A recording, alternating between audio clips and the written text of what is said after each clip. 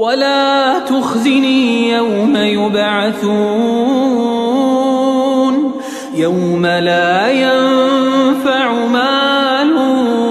ولا بنون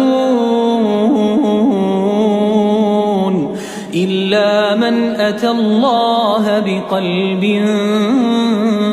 سليم وأزلفت الجنة للمتقين وبرزت الجحيم للغاوين وقيل لهم أين ما كنتم تعبدون من دون الله هل ينصرونكم أو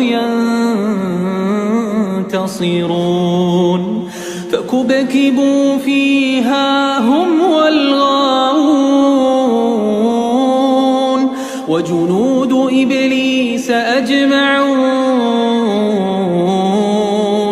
قالوا وهم فيها يختصمون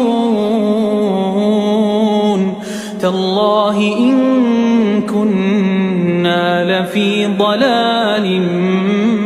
مبين إذ نسويكم برب العالمين